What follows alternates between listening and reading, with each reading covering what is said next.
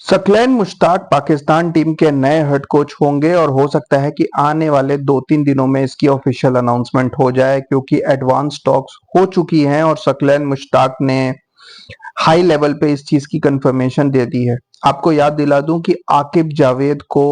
South Africa tour के बाद interim coach बनाया गया था चैंपियंस ट्रॉफी तक और चैंपियंस ट्रॉफी की परफॉर्मेंस के बेसिस पर यह डिसाइड होना था कि क्या आकिब जावेद कंटिन्यू करेंगे या उनको हटा दिया जाएगा। लेकिन जिस तरीके से चैंपियंस ट्रॉफी में पाकिस्तान की टीम एलिमिनेट हुई है उसके बाद यह तय हो गया है कि आकिब जावेद को कंटिन्यू नहीं किया जाएगा, जबकि आकिब जावेद अभी भी चीफ सेलेक्टर का अपना रोल निभाएंगे।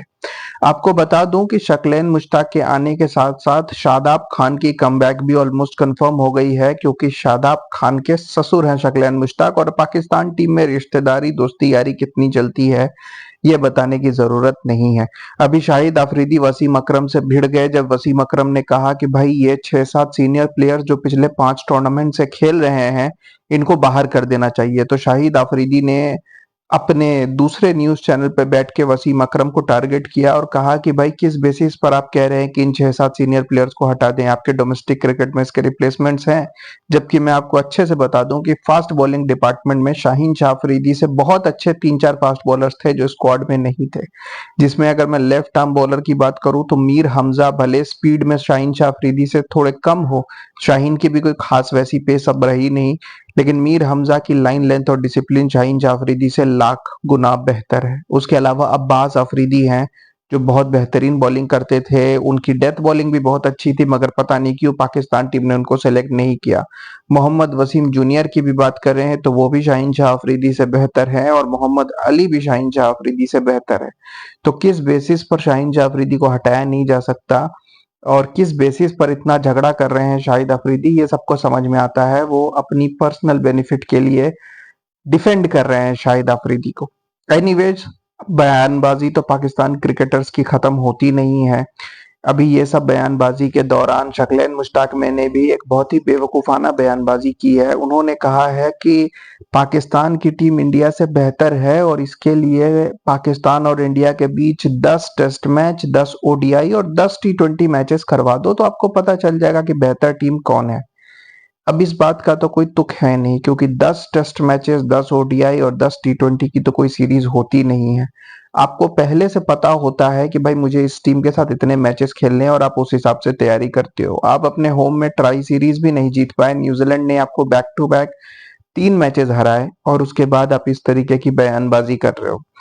शकलेन मुश्ताक की ये बात उस बेसिस पर आई है जब कहा गया कि भाई पाकिस्तान की टीम तो इतनी ज्यादा वीक हो गई है, तो उस बेसिस पर उन्होंने बात कही। 5 मैचेस से ज्यादा की सीरीज तो अब होती नहीं है, तो शकलेन मुश्ताक की ये बयान कहना कि भाई 10 मैचेस की सीरीज का हो, ये वो बात याद दिलाती है जब वर्ल्ड टेस्ट चैंपियनशिप के फाइनल के वक्त रोहित शर्मा और विराट कोहली ने कहा था कि भाई बेस्ट ऑफ 3 होना चाहिए, बेस्ट ऑफ 3 फाइनल्स, क्योंकि सिर्फ एक टेस्ट मैच से फाइनल डिसाइड करना सही नहीं है। तो उस टाइम पे पाकिस्तान मीडिया और पाकिस्तान के एक्स क्रिकेटर्स ने बहुत उछल कूद मचाई थी अलोंग विथ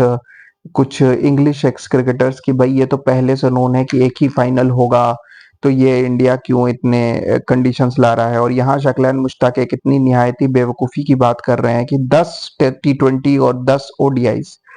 3 मैचेस की सीरीज और कहीं ना कहीं पे 5 मैचेस की सीरीज मैक्सिमम होती है आजकल। ओडीआईस की तो 3 से ऊपर की मुश्किल से ही कोई बायलैटरल सीरीज मिलती है। तो ये 10 ओडीआईस और 10 test matches, seriously 10 test matches, मेरे ख्याल से शकलैन मुश्ताक उमर के साथ पूरी तरीके से पागल हो चुके हैं और ये सीनियर कोच का रोल जो पाकिस्तान शकलैन मुश्ताक को दे रहा है ये पाकिस्तान क्रिकेट को और नीचे ले जाएगा जहां पर पाकिस्तान क्रिकेट ऑलरेडी है। शकलैन मुश्ताक ऐसा नहीं है कि पहली बार कोचिंग में आ रहे हैं, इसके पहले भी वो आ चुके हैं और फेलियर साबित हुए हैं। इस वक्त शकलेन मुश्ताक को पाकिस्तान टीम से ज्यादा चिंता इस बात की होगी कि किसी तरीके से भी वो शादाब खान को टीम में ले आए, क्योंकि आपको बता दूं कि ऑलरेडी ये डिस्कशन हो चुकी है कि न्यूजीलैंड में अभी जो पाकिस्तान को व्हाइट बॉल सीरीज के लिए जाना है जहां पर 3 ओडीआईज और 5 टी20 होने हैं, 10 नहीं, 3 और 5, समझे शकलेन मुश्ताक साहब। तो वहां पर बात यह हो रही है कि 4 senior cricketers including Babar Azam, Shaheen Shah Afridi, Naseem Shah और हारिस रऊफ को ड्रॉप कर देना चाहिए और इनकी जगह यंगस्टर्स को ट्राई करना चाहिए।